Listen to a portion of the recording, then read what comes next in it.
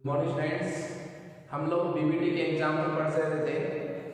उसी के क्रम में मैंने एक एग्जाम्पल आपको होमवर्क के रूप में दिया था और वो एग्जाम्पल आपने कर लिया होगा। आप चेक कर सकते हैं। हमारा जो टॉपिक चल रहा था वो चल रहा था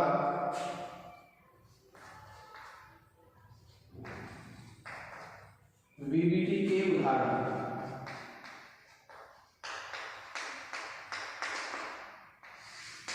बीबीटी के उदाहरण, और उन उदाहरण में जो मैंने आपको एक एग्जाम्पल दिया था वो था COF6 3-। ये हमारे पास एक एग्जाम्पल था जिसमें समन्वय संख्या कितनी दे रखी है 6, कोबाल्ट का समतुल्य यौगिक है। उसी पैटर्न पर हम इसको सोल्व करेंगे।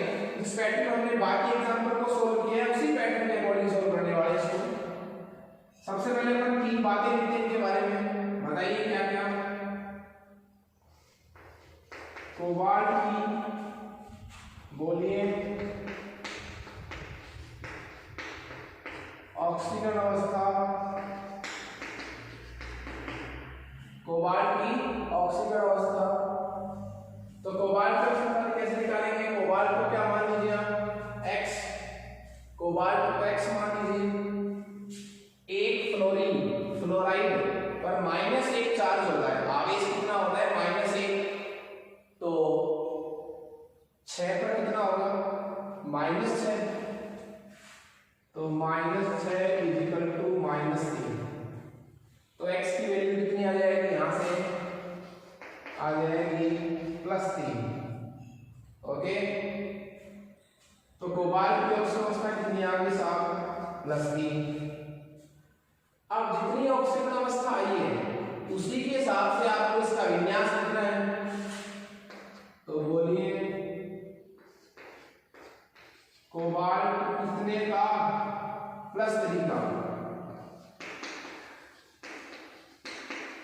इलेक्ट्रॉनिक विन्यास, इलेक्ट्रॉनिक विन्यास इसका हो जाएगा हमारे पास। कोबाल्ट कितने नंबर पर आता है? 27 पर। तो देखिए कोबाल्ट कितने नंबर पर आता है? 27 पर। तो बायटन कोष के इलेक्ट्रॉनिक विन्यास क्या होगा? 27 पर आता है तो 3d7 4s2। ये कोबाल्ट का क्या हो गया? बायटन कोष का इलेक्ट्रॉनिक विन्यास। तो कोबाल्ट की ऑक्सीजन अवस्था कितनी आई है? +3 आई है। तो 3 इलेक्ट्रॉन इसमें से चले गए, तो 2 तो यहां से चले गए, 1 यहां से, तो क्या बचेगा? 3d6। ये विन्यास बच गया किसका? कोबाल्ट +3 का। तो ये हो गया 3d6। ओके, उसके बाद अपन क्या लिख रहे हैं? कोबाल्ट की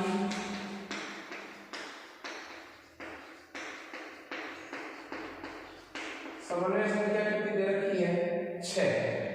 अब समन्वय संख्या यदि 6 है तो 2 प्रकार की ज्यामिति हो सकती है, 2 प्रकार का संकरण हो सकता है, D2sp3 या sp3d2।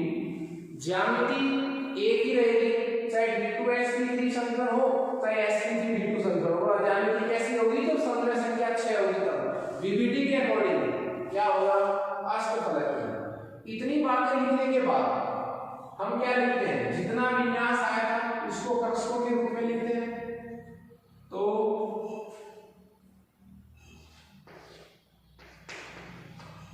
कोबाल्ट +3 का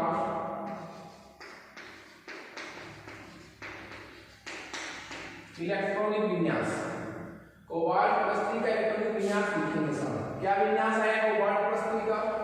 3d6। तो लीजिए 1 2 3 4, ये हो गया 3d। 6 इलेक्ट्रॉन भर रहे हैं, 1 2 3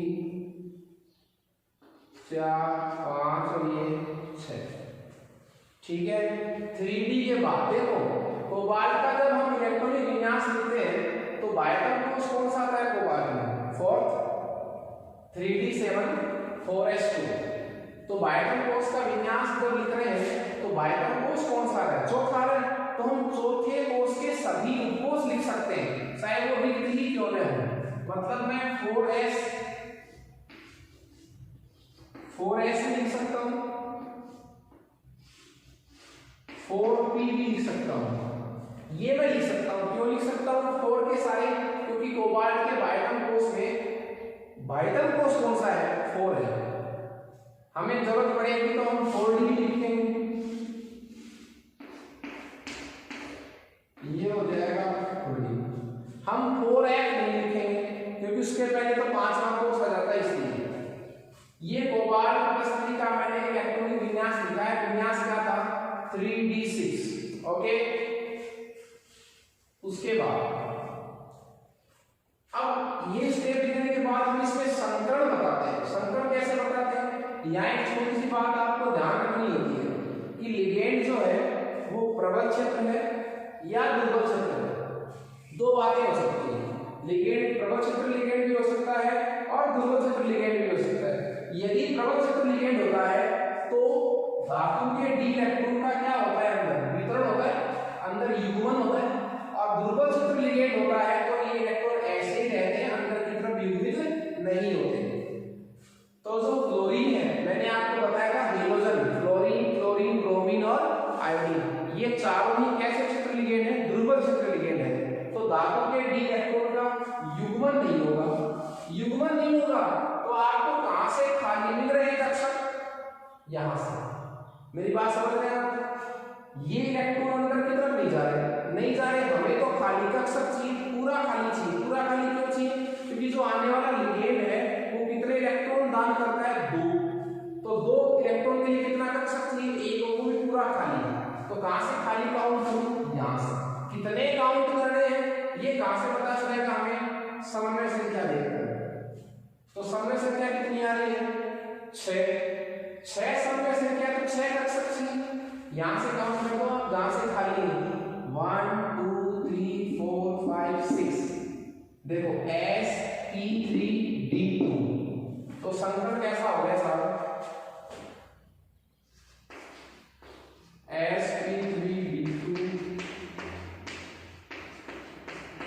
संकरण।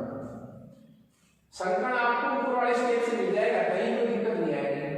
अब जो संकरण में भाग लेते हैं जो कक्षक, उनकी आकृति ऊर्जा क्या हो जाती है, एक समान। तो उनको एक साथ लिखना पड़ता है, तो हम इसे दिखाएंगे, इनको एक साथ लिखा होगा।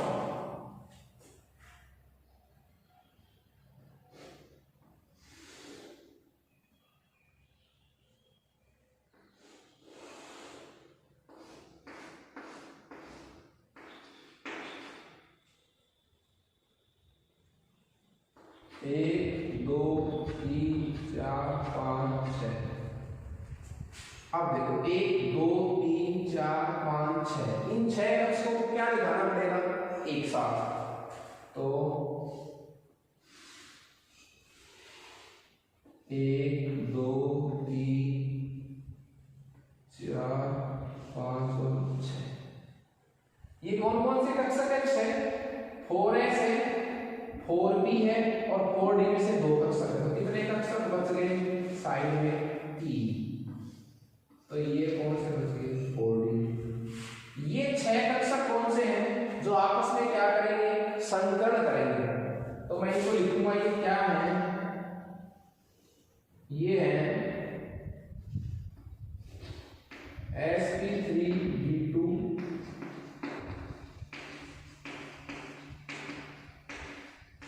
कक्षक, sp3d2 संकरित कक्षक। अब इन्हीं कक्षकों में 6 कौन आएंगे, फ्लोरीन आएंगे, वो आएंगे एकाकी इलेक्ट्रॉन युग्म देंगे और किसके साथ सहसंबंध बनाएंगे, कोबाल्ट के साथ। यहां तक की जो कंडीशन है वो सिर्फ किसकी है, कोबाल्ट की कंडीशन है साहब, समझ रहे हैं मेरी बात। यहाँ की जो कंडीशन है यहां तक की, वो सिर्फ किसकी स्थिति है, कोबाल्ट की। कोबाल्ट ने 6 रिक्त संकरित कक्षक उपलब्ध करवा दिए हैं, किसको आने के लिए, फ्लोरीन को आने के लिए। अब इन खाली कक्षकों में जब 6 फ्लोरीन आ जाएंगे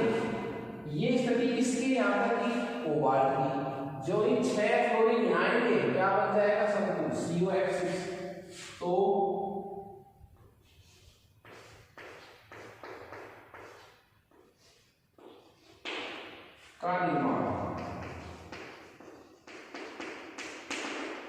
COF6-3 का निर्माण। लीजिए साहब 1 2 3 4, ये तो कौन हो गया 3D, 1 2 3 4 5 और ये कितना हो गया 6। ठीक है, इन कक्षों में जिन्होंने संकट में भाग लिया था 1 2 3 4 5, इनमें 4D तो ये 3 4D तो बच गए ना, क्या ये 3 4D बच गए, तो ये कौन बच गए हैं 4D के पीछे। ये वो 6 संतुलित कक्षक हैं, इनमें कौन इलेक्ट्रॉन देगा 6 क्लोरीन, 1 2 3 4 5 और ये 6 के 6 क्लोरीन ने एकाकी इलेक्ट्रॉन युग्म दिया कोबाल्ट के रिक्त संतुलित कक्षकों में, और इस तरह क्या बन गया COF6 का -3। अब देखिए हम इसकी ज्यामिति के बारे में पढ़ेंगे साहब।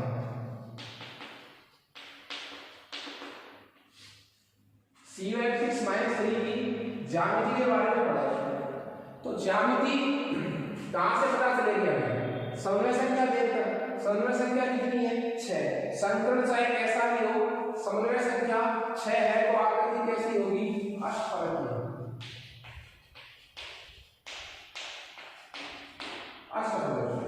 ठीक है, अष्टफलकीय ज्यामिति बनानी है हमें। सेंटर में किसको रखना है कोबाल्ट, तो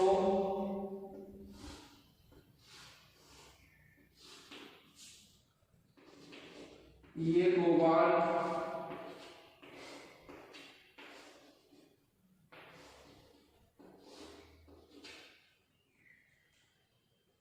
एक 2 3 4 5 और ये 6।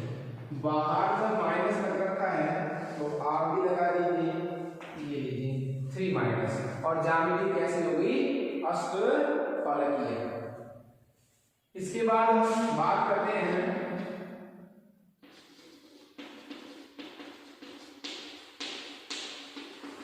चुंबकीय प्रकृति के बारे में।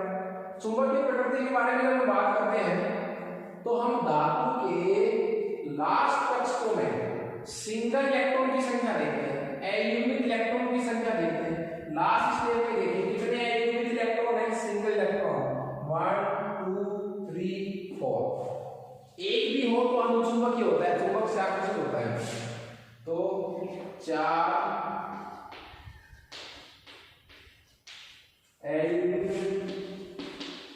इलेक्ट्रॉन की उपस्थिति के कारण ये कैसी प्रकृति का होगा भाई साहब, बोलो अनुचुंबकीय प्रकृति का होगा। कैसी प्रकृति का होगा ये, अनुचुंबकीय प्रकृति का होगा। और जब एक भी सिंगल इलेक्ट्रॉन है तो ये कैसी प्रकृति का भी होगा, रंगीन प्रकृति का भी होगा। इसमें अयुग्मित इलेक्ट्रॉन की संख्या बोलो कितनी आ गई 1 2 3 4, तो अयुग्मित 4। एक बात अपन इसमें और दिखा सकते हैं कि जब इसमें संकरण आया था sp3d2, तो d कौन सा यूज हुआ है, आंतरिक d कक्षक यूज हुए हैं या बाह्यतम d कक्षक यूज हुए हैं। 4d बाह्यतम है, 3d आंतरिक है। तो हम इसमें क्या कहेंगे कि इसमें d कौन से यूज हुए, देखो ये 2d कक्षक कौन से बाहर वाले यूज हुए संकरण में, इसलिए कैसा कक्षक संकुल हो गया बताओ, बाह्य कक्षक संकुल। इस तरह हमने COF6-3 के बारे में डिटेल से इसको एक्सप्लेन किया। यहां से बहुत बातें पूछी जा सकती हैं। यह संकुल यौगिक देकर आपको पूरा विवरण पूछा जा सकता है, इसके बनने की व्याख्या कीजिए, वहां तक व्याख्या करनी पड़ेगी। ऑक्सीजन अवस्था पूछी जा सकती है, समय संख्या पूछी जा सकती है, संकलन पूछा जा सकता है, इस संकुल यौगिक की ज्यामिति पूछी जा सकती है जो इस तरह की होती है, चुंबकीय प्रवृत्ति पूछी जा सकती है, कितने इलेक्ट्रॉन है ये पूछा जा सकता है, आंतरिक कक्षक संकुल है या बाह्य कक्षक संकुल है ये पूछा जा सकता है। तो ये एग्जाम्पल मैंने आपको होमवर्क के रूप में दिया था। अब इसके बाद हमारा बीबीटी के एग्जाम्पल में लास्ट एग्जाम्पल है,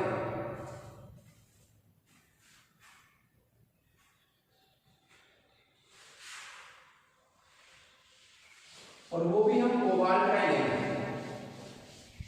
जहां तक मेरा मानना है आपने 8-9 एग्जाम्पल पढ़ लिए हैं, तो आपको ये पैटर्न जो है वो लगभग याद हो गया होगा। इसी पैटर्न के थ्रू अपन आगे के एग्जाम्पल सॉल्व करेंगे।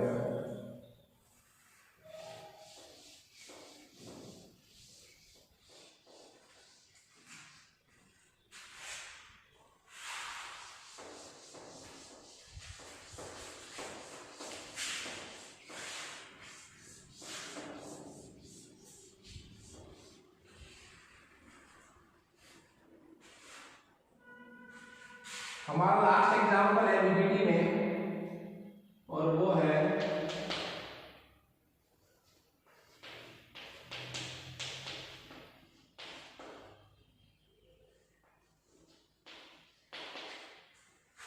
CONH36 का 3+।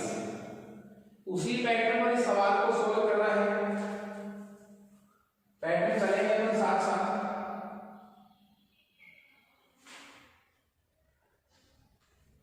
देखिए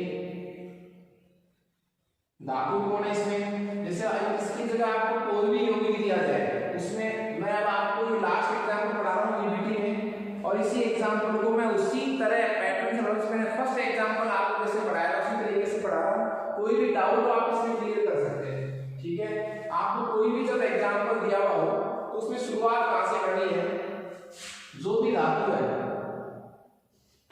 कोबाल्ट की ऑक्सीकरण अवस्था, पहले आपको कोबाल्ट की ऑक्सीकरण अवस्था निकालनी है। तो कोबाल्ट की अवस्था अभी हमने लिखी थी। कोबाल्ट कितने नंबर पर आता है, 27 पर आता है साहब, और 27 पर आता है तो इसका विन्यास कितना होगा, 3D7 4s2। लेकिन कोबाल्ट की ऑक्सीजन अवस्था कितनी है, ऑक्सीजन अवस्था को क्या मान लो आप, x, इसको x मान लो। अमोनिया को कितना चार्ज होता है, 0 = +3, तो x की वैल्यू कितनी आ गई, 3। तो कोबाल्ट की ऑक्सीजन अवस्था कितनी हो गई, 3, ठीक है। अब 3 ऑक्सीजन अवस्था हो गई, इसका मतलब क्या हुआ, 3 इलेक्ट्रॉन चले गए, तो यहां से इलेक्ट्रॉन भेज दीजिए आप, तो क्या हो जाएगा बताओ, 3d6। तो कोबाल्ट +3 की कोबाल्ट +3 का इलेक्ट्रॉनिक विन्यास, कोबाल्ट +3 इलेक्ट्रॉनिक विन्यास क्या बचेगा लास्ट में, 3d6। एक बार और लिखते हैं, यहाँ पर जो धातु होती है कोबाल्ट की समूह संख्या कितनी है, 6। ये 3 बातें तो हम इसमें सॉल्व करते हैं, ऑक्सीजन अवस्था, इलेक्ट्रॉनिक विन्यास और समूह संख्या। अब इस इलेक्ट्रॉनिक विन्यास को हम कक्षकों के रूप में लिखेंगे।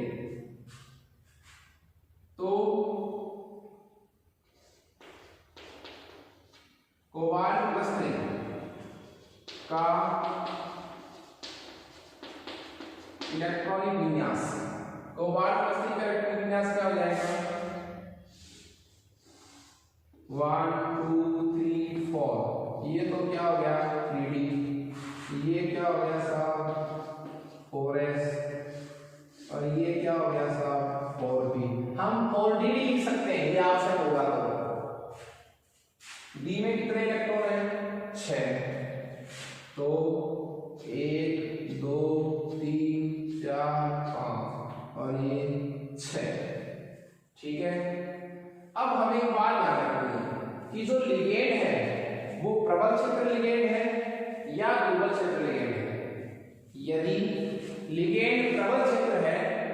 धातु के डी इलेक्ट्रॉन का अंदर की तरफ युग्मन होगा, दुर्बल क्षेत्र है तो युग्मन नहीं होगा।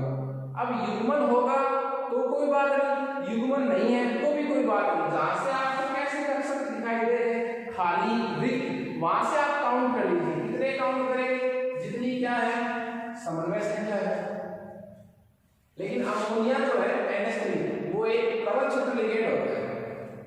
अमोनिया के क्षेत्र लिगेंड होता है, प्रबल क्षेत्र लिगेंड होता है, इसलिए डी इलेक्ट्रॉन का क्या होगा? युग्मन होगा। युग्मन होगा तो ये दोनों इलेक्ट्रॉन यहां जाएंगे, यहां जाएंगे तो ये कक्षक दोनों खाली हो जाएंगे। तो जहां से खाली है वहां से काउंट कर लो 1 2 3 4 5 6, तो D2sp3।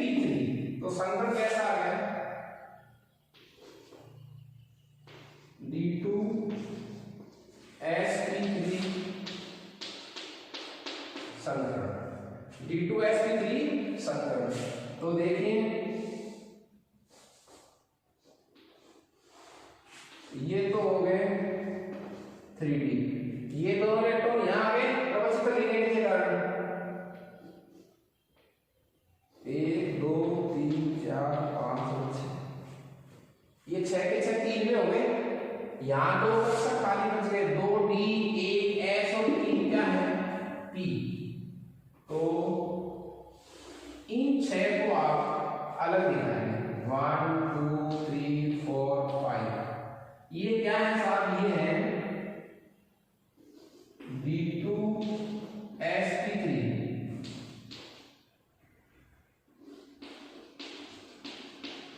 संकरित कक्षक, D2sp3 संकरित कक्षक। और आगे कोई खाली है नहीं। इन संकरित कक्षकों में कौन एकाकी इलेक्ट्रॉन युग्म देगा? अमोनिया। यहां तक की कंडीशन किसकी है? कोबाल्ट की। कोबाल्ट ने 6 रिक्त कक्षक और 2 संकरित थे वो उपलब्ध करवा दिए। किसको? अमोनिया को। अब अमोनिया जो है इनमें एकाकी इलेक्ट्रॉन युग्म देकर कोबाल्ट से क्या बना लेगा? बंद, और ये समतुल्य यौगिक बन जाएगा। तो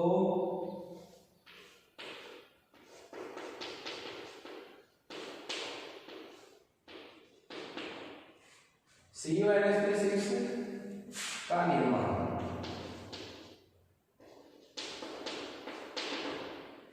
तो लीजिए साहब ये तो है जिन्होंने संकरण में भाग नहीं लिया 3D 1 2 3 4 5 6।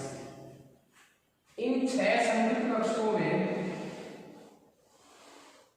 1 2 3 4 5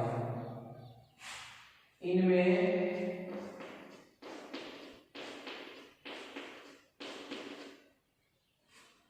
D2sp3 संकरित कक्षक।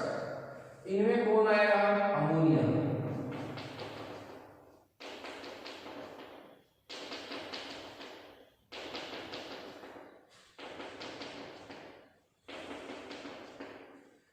छह अमोनिया ने लॉन पेयर दिए किसको?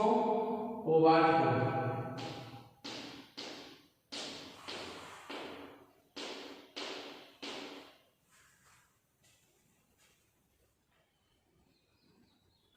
ठीक है, तो इस तरह कोबाल्ट के रिक्त संकरित कक्षकों में अमोनिया ने एकाकी इलेक्ट्रॉन युग्म देकर बंध बना लिया। इस तरह कैसा यौगिक बन गया? CuNH3 3+। उसी तरह हम ज्यामिति को डिस्कस करेंगे सेम पैटर्न से, ज्यामिति को डिस्कस करेंगे। जब समन्वय संख्या कितनी है?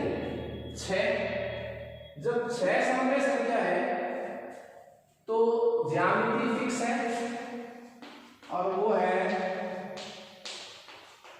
अष्टफलकी। अष्टफलकी का आपको डायग्राम बनाना पड़ेगा। अष्टफलकी ज्यामिति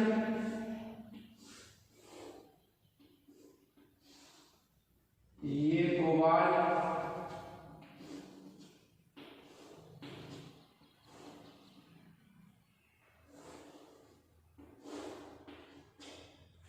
ये 6। ठीक है, तो 1 2 3 4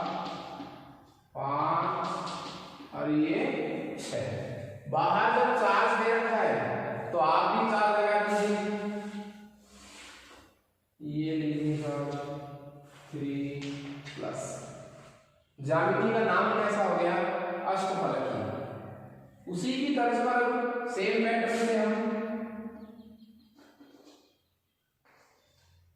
चुंबकीय प्रवृत्ति,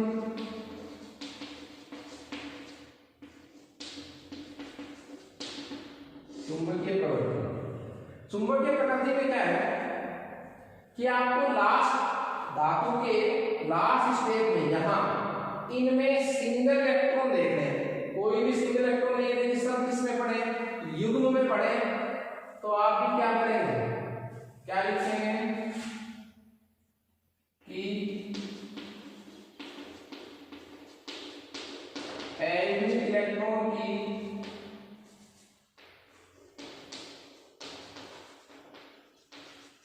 अनुपस्थिति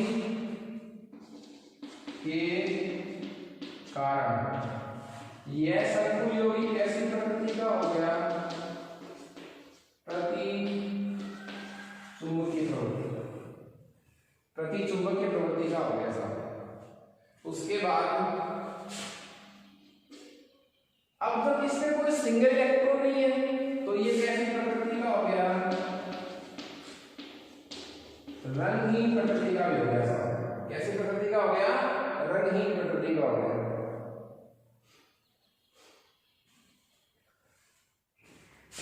जब समन्वय संख्या 6 इसमें संकल्प क्या है, देखो D2sp3, D कक्षक कौन से यूज हुए इसमें, 3D वाले यूज हुए हैं या 4D वाले यूज हुए हैं, 3D यूज हुए। जब कक्षक 4 तक चला गया तो 3 क्या है इसके अंदर का है, देखिए बाहर किसमें जा रहा है 4। जब हम 4 लिख रहे हैं तो 4D तो क्या होता है, बाह्य D कक्षक, और 4 के लिए 3 क्या हो गया, आंतरिक D कक्षक। D2sp3 में कौन से D कक्षक यूज हुए, 4D वाले थे, 3D वाले, 3D वाले। तो क्या लिखूंगा मैं कि आंतरिक 3D कक्षक यूज हुआ है। तो ये कैसा कक्षक संकुल हो गया, आंतरिक कक्षक संकुल, आंतरिक कक्षक संकुल। और एटॉमिक इलेक्ट्रॉन की संख्या भी आप यहां से बता सकते हैं, 1 2 3 सब पेयर में पड़े तो n कितना हो गया, 0। ये आपका हो गया CuNH3 तो हमने लगभग 10 एग्जाम्पल पढ़े हैं बीबीटी के। सभी एग्जाम्पल्स को एक ही पैटर्न से हमने पढ़ा है। मैंने आपको कहा है यदि आप इन एग्जाम्पल्स को इसी पैटर्न से सोल्व करते हैं तो 5-7 प्रकार के प्रश्न सोल्व कर सकते हैं, जिनमें एक तो ऑक्सीजन अवस्था, संक्रमण बताना, ज्यामिति का नाम, ज्यामिति का चित्र, चुंबकीय प्रकृति, रंगीन प्रकृति, आंतरिक है, बाह्य कक्षक संकुल है, और एटॉमिक इलेक्ट्रॉन की संख्या कितनी है। एक सिंगल में पूछे जा सकते हैं और 2 यौगिक देकर तुलनात्मक भी पूछा जा सकता है। कैसे, आपको कोई 2 यौगिक दे दिए साहब, ए और बी, कह दिया कि ए और बी दोनों में समान संकरण है, फिर भी चुंबकीय प्रकृति अलग अलग है, दोनों की ज्यामिति एक समान है, फिर भी संकरण एक जैसा नहीं है। सारे प्रश्न के उत्तर जो है वो इसी पैटर्न से आप सोल्व कर सकते हैं। इसके बाद वीबीटी जो है वो हमारा कंप्लीट होता है। हमने सबसे पहले वीबीटी का सिद्धांत पढ़ा था। देखिए वीबीटी की थ्योरी में 2 ही परिभाषाएं मैंने आपको इंपॉर्टेंट बताई थी, और वो थी एक तो फर्स्ट आवर्तन, बैक बॉन्डिंग, वो आपको डेफिनेशन आनी चाहिए, उसका उद्देश्य क्या है। अब हम वीबीटी की कुछ कमियां पढ़ेंगे। Limitation of VBT, valence bond theory में कुछ कमियां हैं, वो हम यहां पर डिस्कस कर रहे हैं। कमियां आप लोगों ने जो एग्जाम्पल सोल्व किए थे उनमें भी आपने देखा होगा कि जो आपने 10 एग्जाम्पल सोल्व किए हैं उसमें कहीं ना कहीं आपको लगा होगा कि ये बात हमने सिर्फ रटी रटाई लिखी है, इसका लॉजिक कहां से आता है। तो वो चीजें अपन यहां पर डिस्कस करने वाले हैं। तो हमारा टॉपिक क्या हो जाएगा,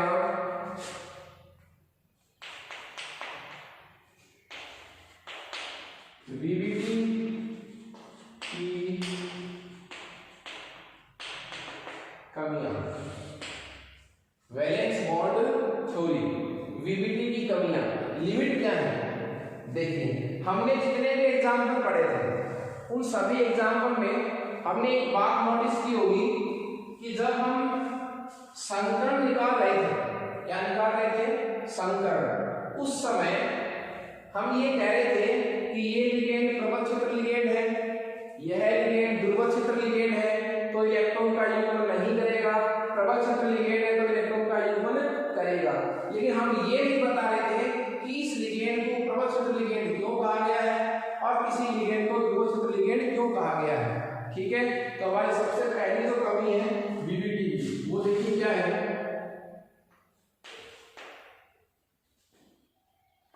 यह सिद्धांत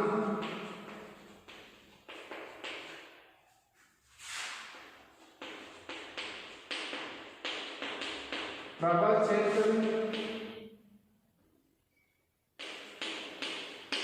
लिगेंड तथा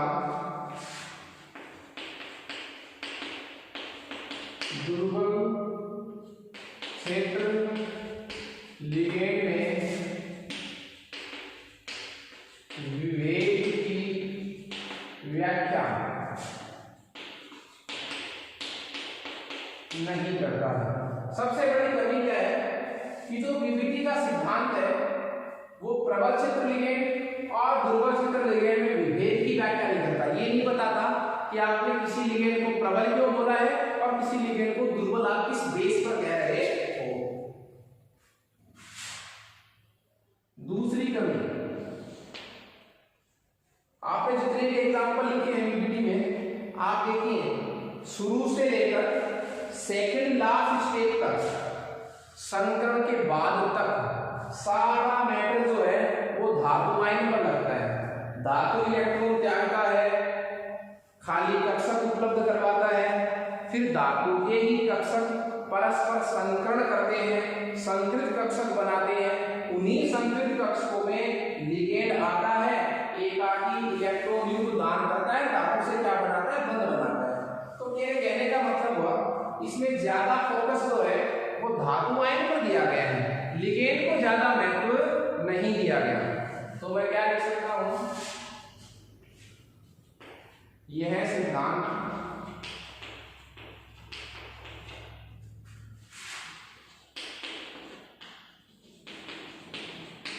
धातु आयन को अधिक महत्व देता है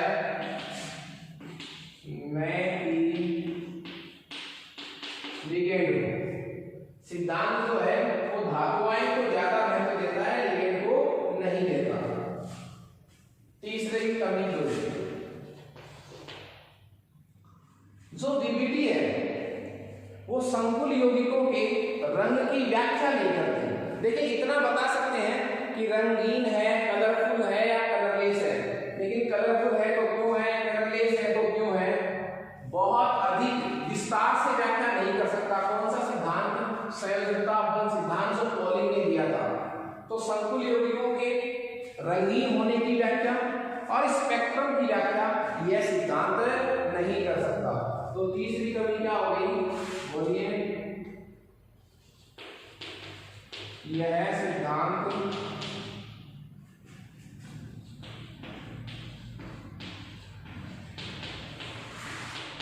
संकुल यौगिकों के रंग तथा स्पेक्ट्रम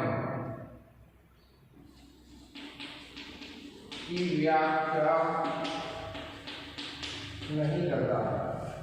यह सिद्धांत संकुल यौगिकों के रंग व स्पेक्ट्रम की व्याख्या नहीं करता है।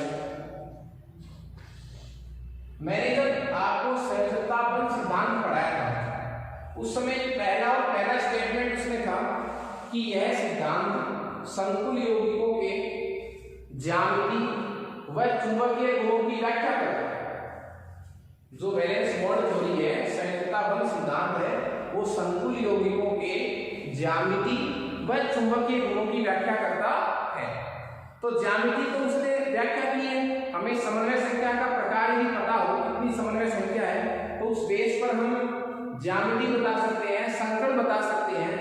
और चुंबकीय गुण भी बता सकते हैं। यदि हमें यूनिट इलेक्ट्रॉन की संख्या ज्ञात हो तो हम चुंबकीय गुण भी बता सकते हैं कि वो प्रतिचुंबकीय है या अनुचुंबकीय। हमने हर एग्जाम्पल में बताया है ये प्रतिचुंबकीय है या अनुचुंबकीय है, परंतु हमें ये नहीं बता पाता कि यदि कोई संकुल यौगिक चुंबकीय है तो कितना चुंबकीय है।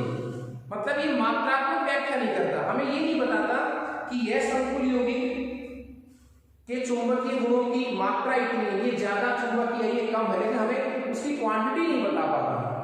इतना तो जरूर बताता है कि वो संकुल यौगिक चुंबकीय है या प्रतिचुंबकीय है। तो चुंबकीय गुणों की व्याख्या तो करता है बीबीटी, लेकिन मात्रात्मक व्याख्या नहीं करता कि कितना चुंबकीय, ये नहीं बताता है।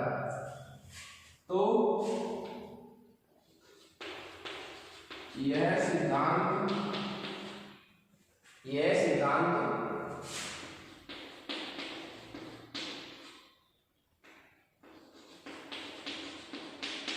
संकुल यौगिकों के चुंबकीय गुणों की मात्रात्मक व्याख्या नहीं करता है। यह सिद्धांत संकुल यौगिकों के चुंबकीय गुणों की कैसी व्याख्या नहीं करता? मात्रात्मक व्याख्या नहीं करता है साहब। चुंबकीय गुणों की व्याख्या तो करता है कि वो प्रतिचुंबकीय है कि अनुचुंबकीय है, पर कितना है ये नहीं बताता है। ठीक है, जब भी कोई प्रश्न आएगा बीबीटी का तो आपको इतना नहीं पूछेगा कि आप 4 कमियां लिखो, 5 कमियां लिखो। ठीक है, आपको मैक्सिमम 2 कमियां पूछी जा सकती हैं। साथ देखिए, यह सिद्धांत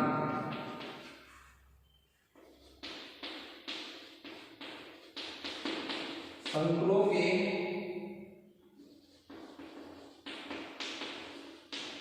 उष्मागतिक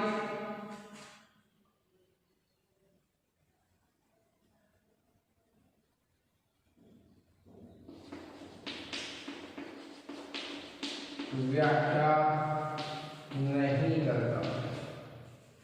सिद्धांत जो है वो संकुलों की उष्मागतिक व्याख्या नहीं करता साहब, उष्मागतिक व्याख्या नहीं करता। उष्मागतिक व्याख्या का मतलब क्या हुआ? सुनिए, उष्मागतिक व्याख्या का मतलब ये हुआ कि जो संयोजकता बल सिद्धांत है वो यह नहीं बता सकता कि कोई संकुल यौगिक कितने ताप पर स्थायी है। यदि ताप चेंज करें तो संकुल यौगिक पर क्या प्रभाव पड़ेगा। इसका मतलब संकुल यौगिकों पर ताप के प्रभाव की व्याख्या नहीं करता, उष्मागति की व्याख्या नहीं करता है। इसी में से अपने एक और कमी निकाल सकते हैं। यह सिद्धांत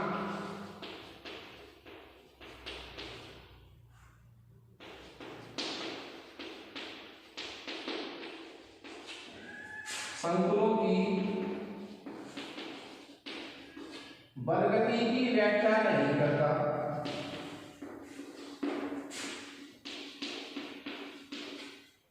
अब बलगति की व्याख्या का मतलब क्या हुआ? काइनेटिक्स हमने चैप्टर पढ़ा था रासायनिक बलगति वाला, चैप्टर नंबर 4।